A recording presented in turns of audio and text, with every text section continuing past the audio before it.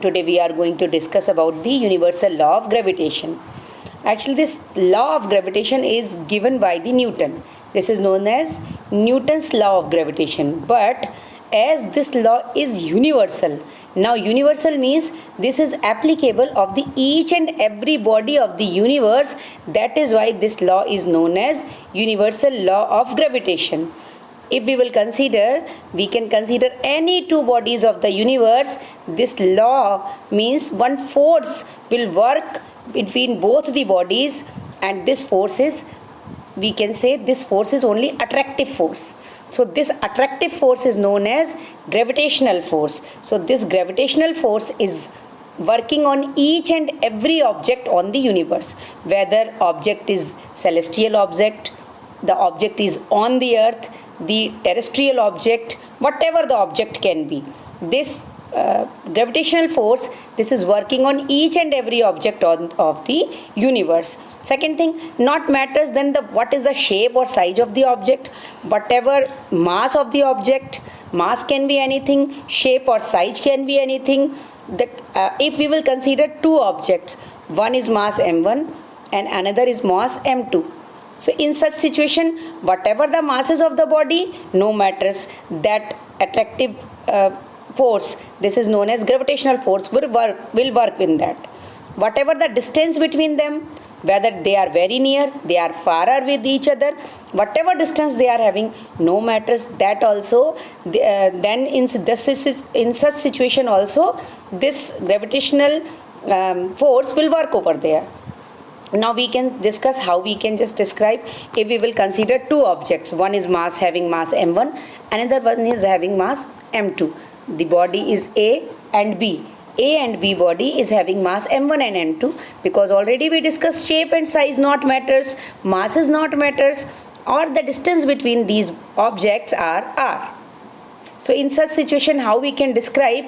If we will, the first term will come, the product of their masses. The product of their masses will be directly proportional to the applied force, will be the force. This force is that gravitational force. So how I can describe? F will be directly proportional to m1, m2. The product of their masses directly proportional to the attractive force or gravitational force. Second case, this is equation number 1. We can say second equation, the distance between that will be inversely proportional.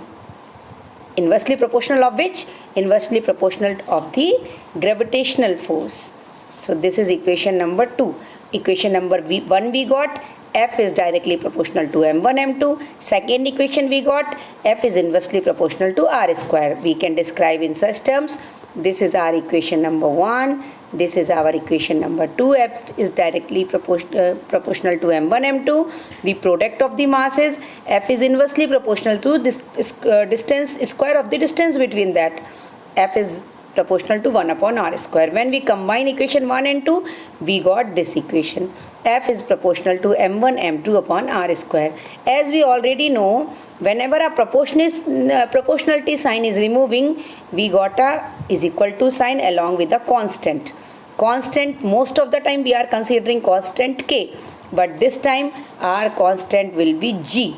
This g is known as gravitational constant or universal constant of gravitation. So this g is gravitational constant. It matters what is gravitational constant. Gravitational constant we can say in such situations, like now the term g came. What is g? G is gravitational constant. Now how we can define what is the SI unit of g? The SI unit of g we will describe, like if we will consider F is equal to g m1 m2 upon r square.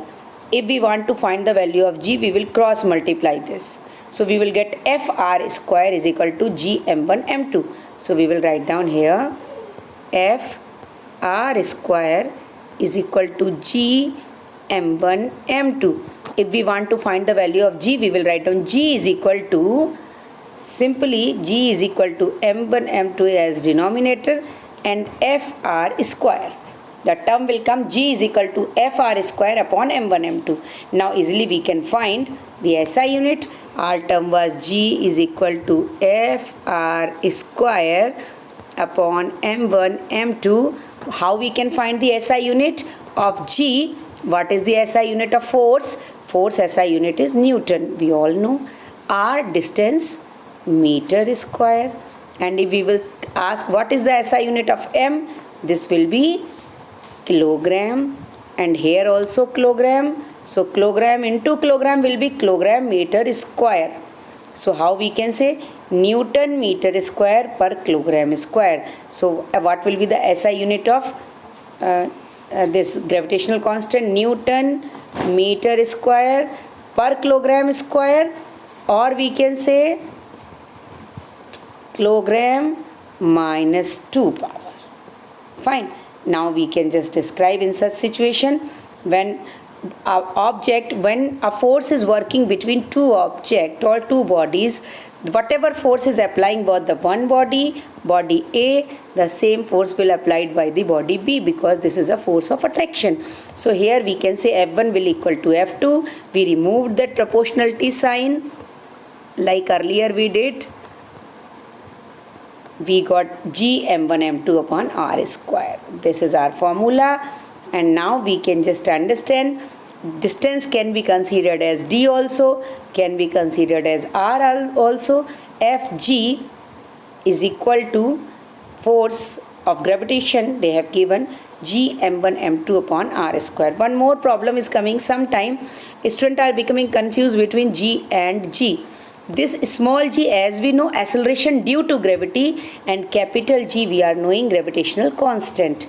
So every time whenever you will see capital G, I hope you are remembering the SI unit of small g is meter per second square, because this is acceleration due to gravity, and this G is having SI unit Newton meter square per kilogram square.